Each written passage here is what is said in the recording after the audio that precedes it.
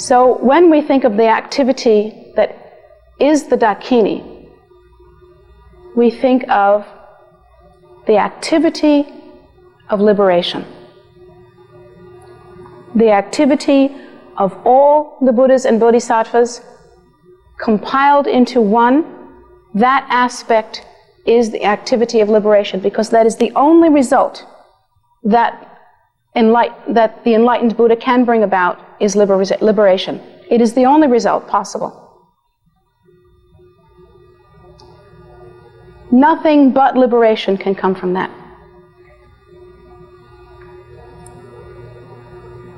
So, when we think that we ourselves might practice the Lama, the Yidam, and the Khandra, or the Lama, the meditational deity, and the Dakini, we think that we do so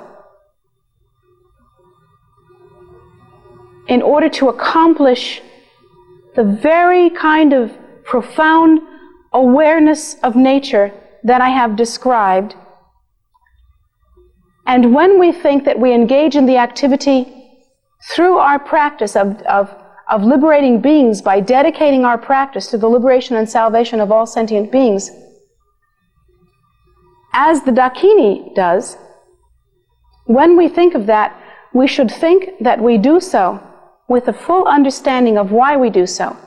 Not simply to follow rules, not simply to accumulate virtue and merit, although both of these are components of our practice and should not be abandoned, but our emphasis should be on the much more profound realization of the nature that is experienced, the perception, the qualities and the activities that are naturally engaged in by the fully realized Buddha, since he has the fullness of knowledge and absolute wisdom. So essentially, we shouldn't think, oh, I should do good for this person, or I should accumulate this merit so that someday I can help this person. We should think, in essence, because that's the way it is. It's simply the way it is. To engage in selfish activity that is only good for the self, to engage only in that kind of activity,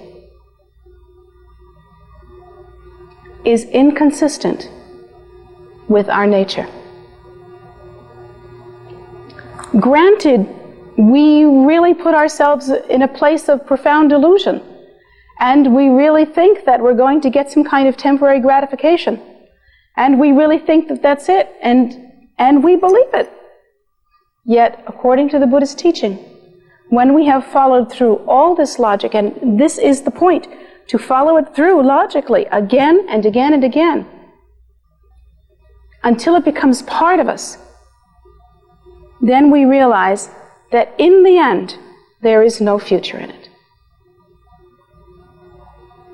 It is inconsistent with our nature, and not once, not ever, has it produced happiness. So, we begin to act then in accordance with our nature. And we think of the activity of the Dakini. But before we can think of the activity of the Dakini, let me stress again, we must base that activity on what she knows, according to what I've described. Again, really think about the wisdom of the Buddhas. Think about the knowledge of the Buddhas. Think about activity based on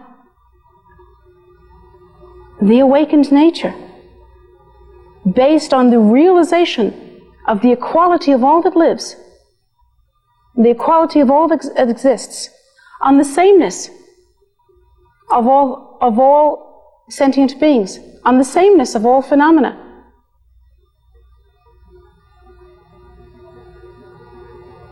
We must very carefully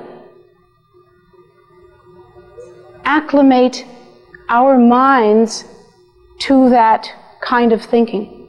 It's not something that we can do in a week. When I practiced in this way, I did so for, I'm embarrassed to tell you how long. Really, before I even got down to the generosity part.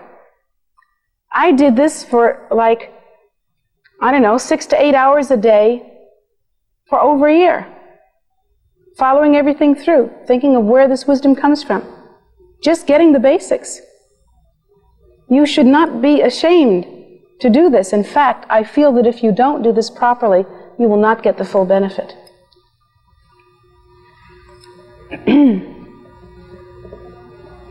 And you think, I've learned that already.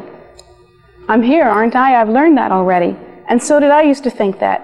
And then I began to watch my mind and found out how much I still based everything on delusion.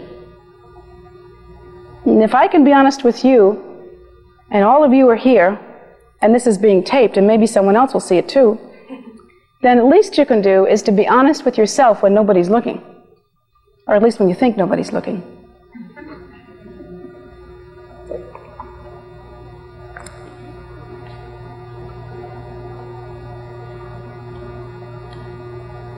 So now we have come to the conclusion that there is no future in this activity based on selfishness. That there is no future in any of the processes that come from the underlying belief in self-nature as being inherently real. And we come to a point where we examine to the best of our ability, and that ability is different in all of us, what the Buddha must understand. What is this knowledge and wisdom that the Buddha has? A lot of it we can get just from the Buddha's teachings. The teachings on equality. The teachings on the sameness of all phenomena, the suchness that is the nature. The teachings that we receive that tell us, even though we can't see them, that there are Buddhas and Bodhisattvas without number in every single molecule.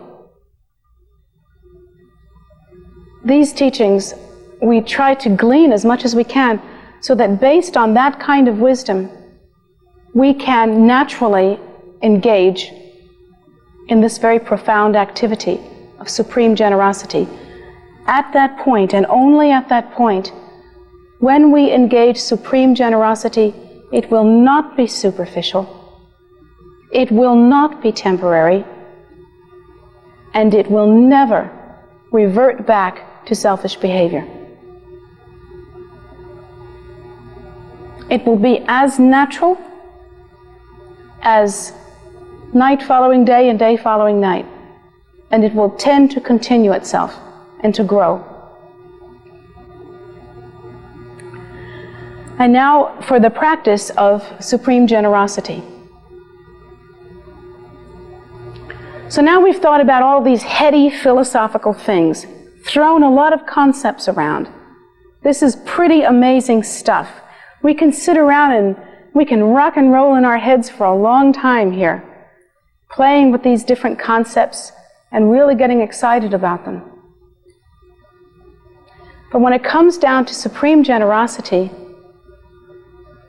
when it comes down to the actual leap that one takes, it doesn't happen in the head at all.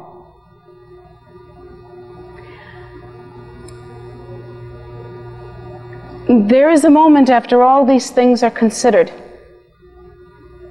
in which it is clear that this thing that I call me is an artificial construction, and from that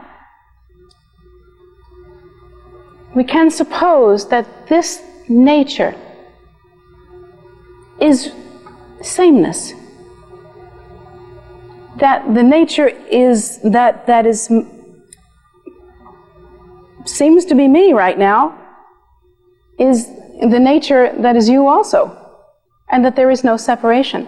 We can assume that whatever this is, and we can't understand it, this suchness can't be sliced up and divvied out. It is simply what it is. And I remember in my baby steps of trying to grapple with that, I thought, whatever that is has also come as him and her and this and that. And it is the same.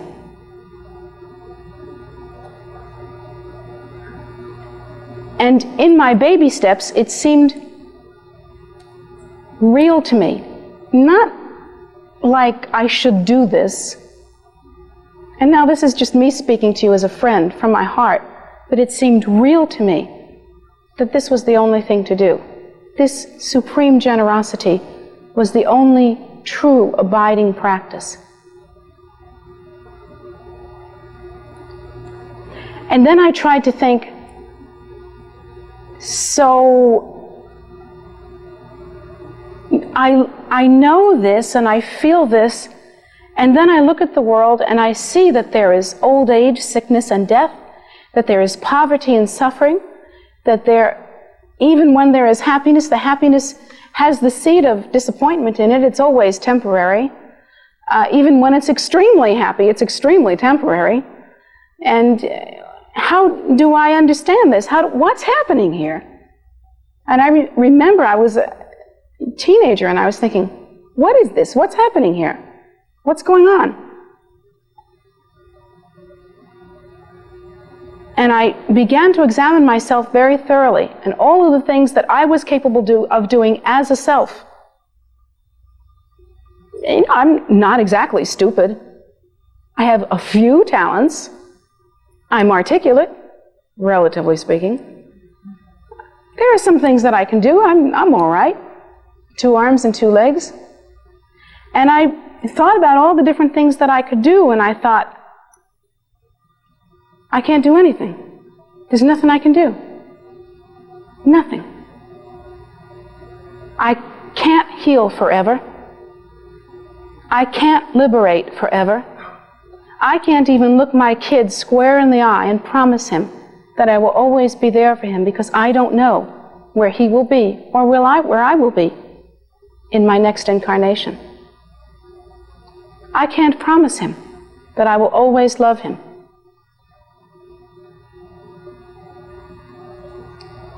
Even if I learn to heal and learn it very well, I can't really heal. And I began to realize the impotence of samsara. It's a very important realization to have. Because from the ashes of that realization, which is a very hard one to have, can come a love that is greater than anything we have ever known. Because I thought to myself, if this I is so impotent, and yet this nature is what it is, what can possibly be done?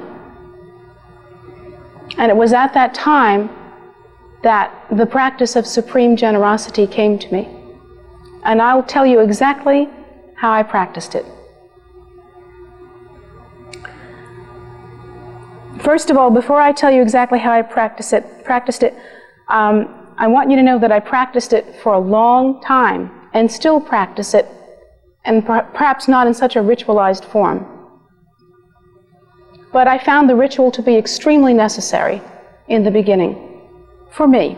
And I do recommend it, because there's a funny thing that human beings seem to carry around with them. It's a little piece of baggage, it's an idea that kind of says you get what you pay for. And we have this piece of baggage, and we have it very well. We much more value something that cost us $100 than we do something that cost us a dime. And we much more value something we've really had to work for than something that's been given to us. And we much more value an experience that we suffered through than we do an experience that was very easy for us. And it seems to be the case just about all the time. So I do recommend that. But when I told my teachers about this practice, basically, one of my root teachers said to me, well, that is the practice of Chöd. I'd never heard of Chöd at the time. And he said it's a very basic practice in Vajrayana Buddhism, very common practice, that is to say that many do it. And it is a practice in which one thinks of oneself as the Dakini and having the same qualities as the Dakini, or having the same, being the same nature as the Dakini, that is to say that one's activity would be the activity of all the Buddhas and so on and so forth, as we've already described. But one thinks of oneself as the same as the Dakini, and as the Dakini, one offers oneself completely, piece by piece, in order to succor, in order to give completely, in whatever way possible, to all sentient beings. One actually offers oneself as food. It is the absolute fulfillment of the Bodhisattva vow, the vow to be of benefit to sentient beings. And it is done so in a ritualized way, and one actually uses instruments, and there is a specific visualization, but the core of it was basically the same as what I was practicing. And my teacher also said he very much liked me to continue teaching Chöd in that way, simply because having had that experience, I could teach others even who don't know from ritual instruments and who don't know anything about, how to practice Vajrayana Buddhism, that same posture of supreme generosity. So with that explanation, I'll try to explain to you how I practiced supreme generosity. I'm not making any claims to tell you that I was successful at it. I'm not making any claims to tell you that I have attained great realization. You will never hear that from me, and don't you believe it for a minute. I can only tell you that I have great faith in a practice like this, and I know in the depth of my heart that it is the antidote for suffering.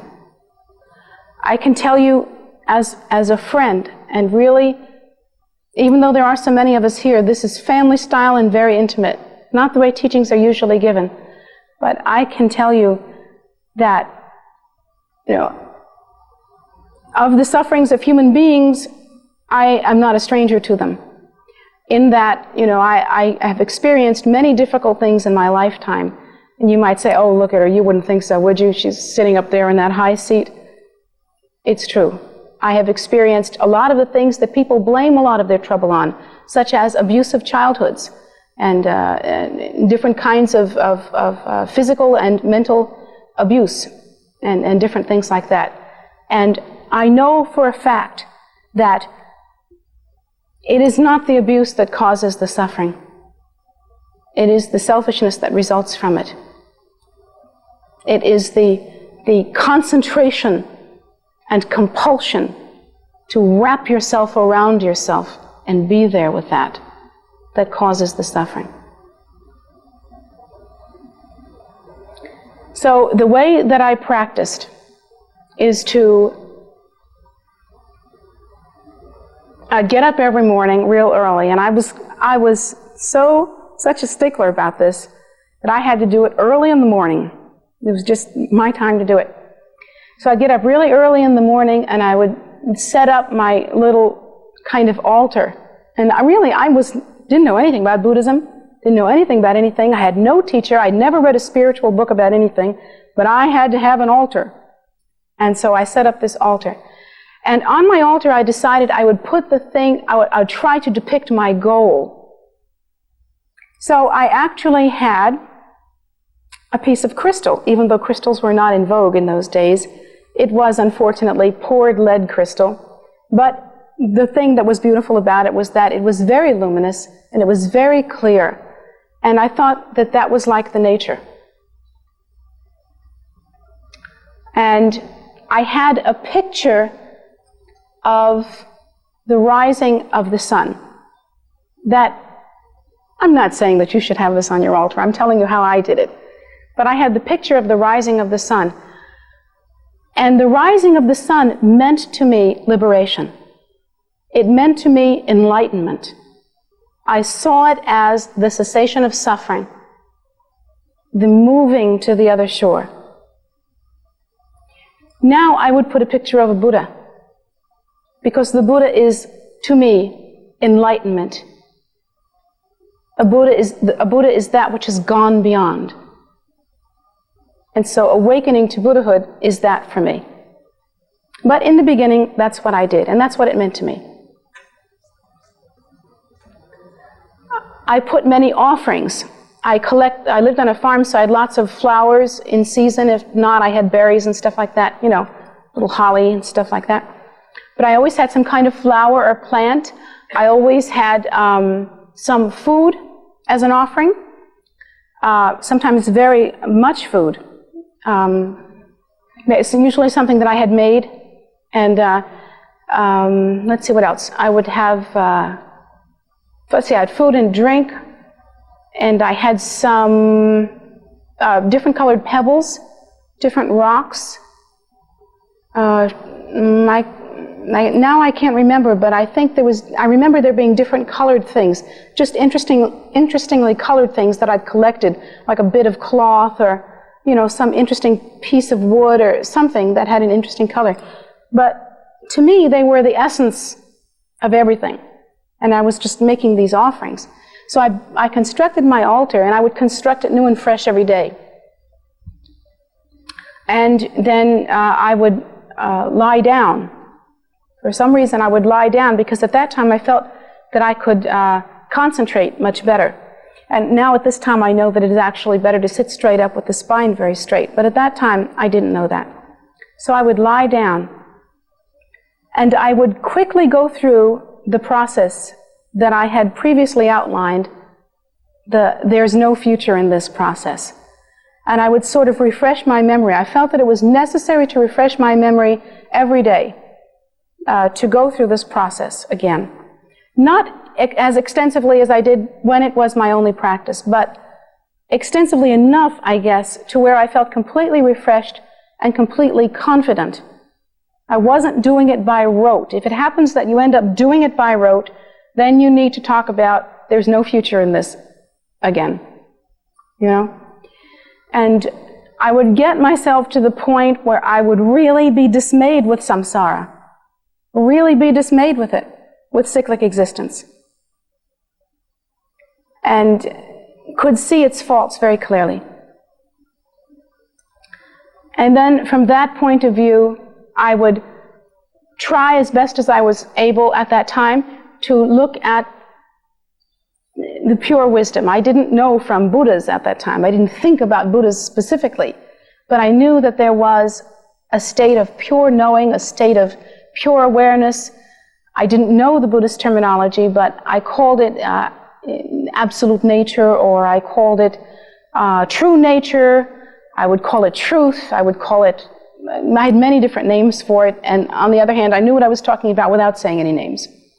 So I would think about that, and I would think about what that means, and I would think about the suchness and sameness of all things, and I would think about the equality of all things, and I would think that I am inseparable from all. And then I would get specific. I would think I am inseparable from my father. I am inseparable from my mother. I am inseparable from those I do not like particularly. I am inseparable from those I like very much. I am inseparable from my husband. I am inseparable from my son. And I would go through this whole thing and really realize the suchness and the sameness of all of that. And then I would look at all sentient beings and the world at large. And also then I would look at their predicament, that they are in their nature that suchness, that absolute nature, and yet they do not know it. And they act inappropriately. And they do not know how to alleviate their own suffering. They always act in accordance with selfishness. And then I realized again my impotence to help them.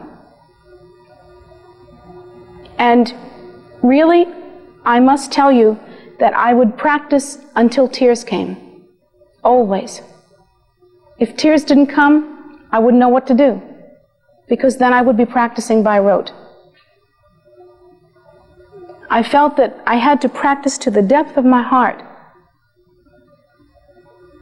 till the determination was completely, till it was such that you would have to cut it, that you couldn't cut it out of my heart with a knife, that it just couldn't be cut out. And then I would look at my altar, and I would look at that clear crystal, and I would look at that sun rising, and I would think about liberation, about the final cessation of suffering, and addressing that liberation. Even though that sounds weird, addressing that absolute nature, I would say, look at these hands. What can they do? They can touch, they can grasp, they can throw, they can pick up, they can let down, they can feel. And I thought of all the things that hands can do, but they are impotent to bring liberation. I give up these hands. Instead of these hands, you be here. And the you wasn't separate from me. Somehow I knew that. The you was that absolute nature that is my nature. The you was the precious awakening. But it was like I was singing to it. Can you understand what I'm saying? It's like I was singing to it. And I would say, instead of these hands, you be here. Then I would think about these arms, what they are capable of doing, how the whole gamut, touch, feel, hold, hug, everything. All of the things that they could do, and then I would think of their impotence. And I would think, it's not like you despise them, they're just not enough. They're not bad, they're just not it. And I would think of them as being impotent in that way, and then I would say, take these arms, and you be here. And I would look at the sunrise, and I would look at the crystal, and I would think, this nature, let this nature be here. And I would go through every single part of me, from my head to my toes, every part of my body. And oddly, there are some parts of your body that you don't want to give up. No, that's true. You find out that, for instance, you're going to find interesting things about yourself, that your very identity might be wrapped up with maybe your gender. That you really can't give it up. It's like you say, yes, take it, but I like being a woman. Kind of like that. It's like you give it up, but you hold back at the same time. That's why you have to practice that practice more than once. It's not enough to say it. You have to do it every day. Take this thing. It's impotent as it is. Let me be of benefit to sentient beings. You be here, because speaking to the Absolute, I would say, I would know that only liberation is the cessation of suffering. Let liberation be here instead, or the cause of liberation. And the cause of liberation then must be understood as the Buddha nature. So in essence, what you're saying is, take this self and let that nature be here. That nature which is the cessation of suffering.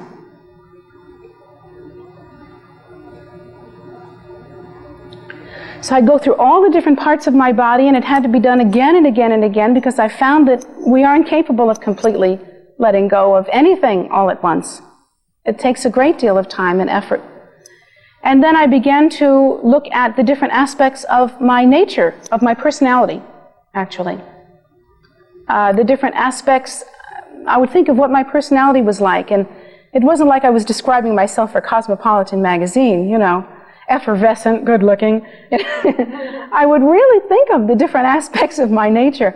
I would think about the ways in which I'm grabby, and the ways in which I'm pushy, and the ways in which I'm demanding, and the ways in which I'm inconsistent, and the ways in which I'm dependable, and the ways in which I'm friendly, and the ways in which I am confident. And all of the different, because we've got it all. Kids, we've got it all. You know, it's all in there. And all of them we think is me. That's me. That's what I am. And I would go through all of it. All of it. Instead of that, whatever it is, no matter how good it is, if you're talking about competence, if you're talking about friendliness, if you're talking about dependability, whatever it is, it's not enough. Because it is not liberation. Instead of that, again, looking to that absolute nature, you too should speak the words, "You be here."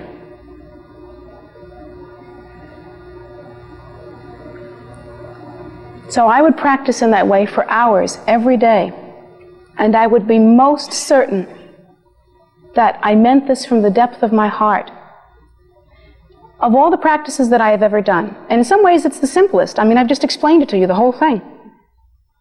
In some ways it was absolutely the simplest. Now you have to learn mantras, and you have to learn visualizations, and not only do you get to visualize one deity, but you have to visualize the entire mandala of the deity, and all the different colors and shapes and forms and sounds, and it gets real complicated. And year before last I completed 100,000 prostrations. That was complicated. That was hard. And, you know, the different things that we do, and I'm not the only one, we've all done this, those that have been practicing here for some time. Very complicated. We think, gee, what a simple practice compared to these complicated practices. But I must tell you that I was a hard mistress on myself in those days, because I was the author of the practice, it seemed to me, and I was responsible for it, and there was no one grading me on it. There was no teacher instructing me on it. It was just me. Just me and the eventual sight and scent and taste of liberation. There's nothing else. And so that I worked harder on that practice, I must tell you, than I have ever worked on any practice since then. And it was the hardest practice that I have ever done till this day. Even harder than all of the physical contortions that we go through, and mental visualizations, and complicated mantras, and amazing prayers that we have to say. That was by far the most difficult practice I have ever done. It is also by far the most nourishing, the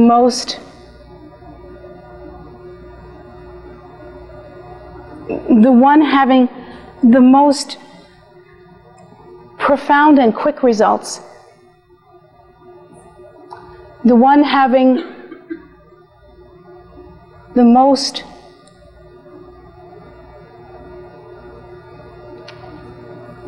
joy.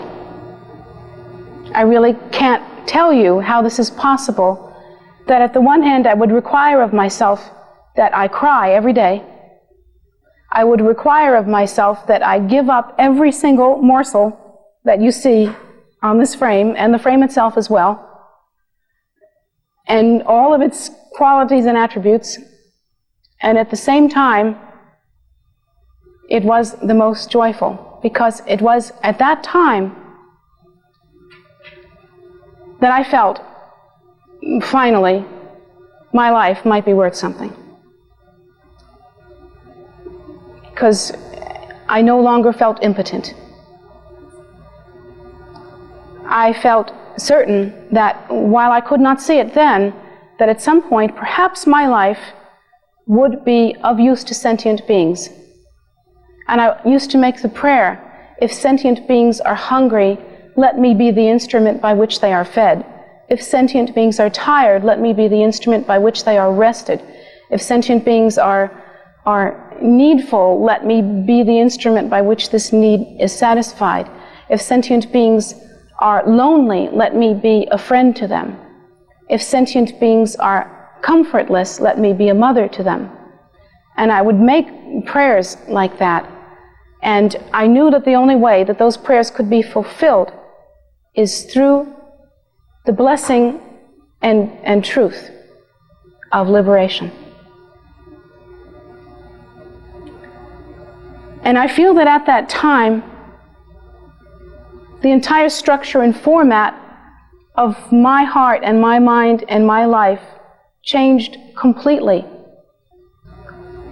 It seemed like there was a point at which there was no going back. There was a point at which life could not have reverted into ordinary mode. You know, how we make so much practice in our meditation and we make commitments and we're going to get holy now, by golly. And we really get into it and suddenly we're back in ordinary land. And it's very hard to get back to that place. And I feel that it is that practice which ensures that will never happen to you. In essence, what is being practiced there is that one's life becomes only this, a vehicle by which suffering of all kinds will be finished. And we do so with wisdom, I hope, or at least some kind of savvy, knowing that we may not see this in one lifetime. We know that the complete cessation of suffering for all sentient beings may not happen in one lifetime, but we know with perfect surety, due to the extensiveness of having built this foundation of understanding, that we cannot be satisfied until we ourselves are the very face of liberation, the very face of the Buddha nature. Until we ourselves can offer that permanent and absolute nourishment to all sentient beings, we cannot be satisfied.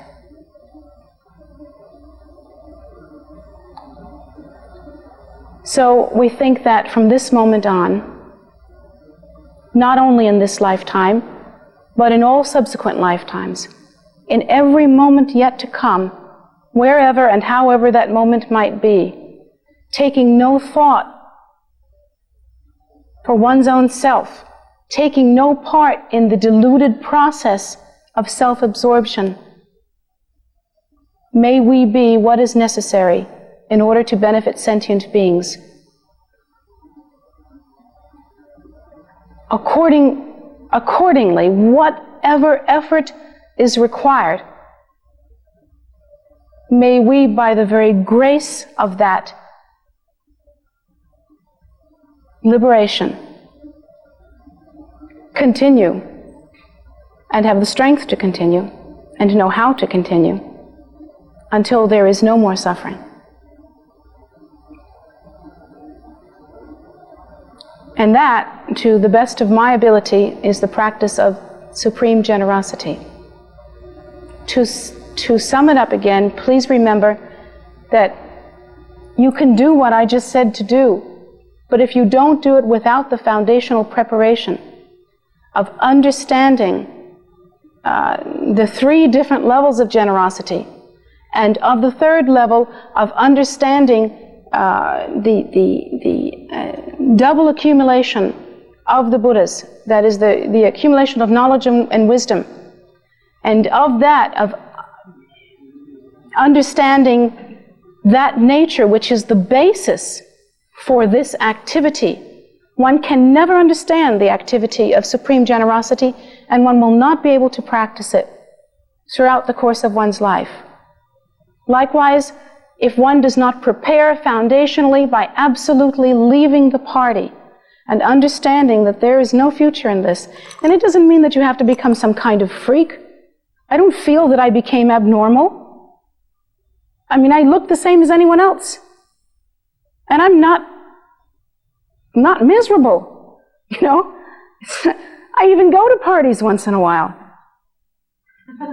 I enjoy myself. It is a happy thing.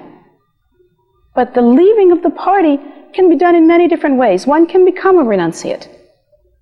And the leaving of the party can be done in this way, a very pure way to do it, a complete way to do it, a way that is absolutely suitable for many people and recommended by Lord Buddha himself.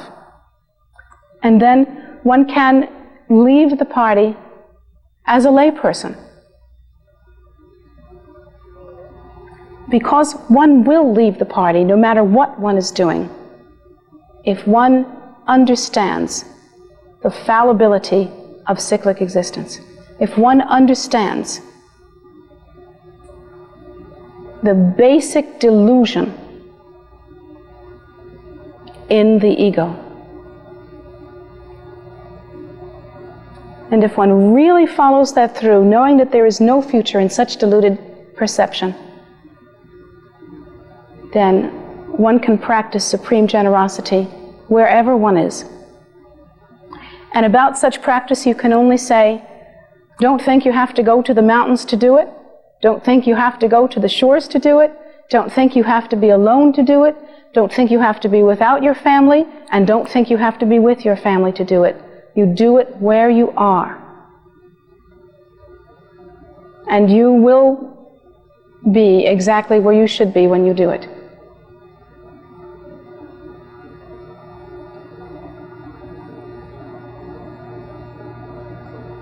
So, if you prepare completely and do not cheat yourself out of the necessary preparation, do not get ahead of yourself, I know certainly that this practice will be most successful to you. And you should always make such prayers as I have indicated, prayers of supreme generosity, that you will be of ultimate benefit to sentient beings. You should do that every day. And if you can begin to practice this within a very short time, you will be utterly convinced of its value. I can only tell you that with certainty because of my own experience and because I have seen others practice it and it has been of benefit to them when they have practiced it as I have instructed.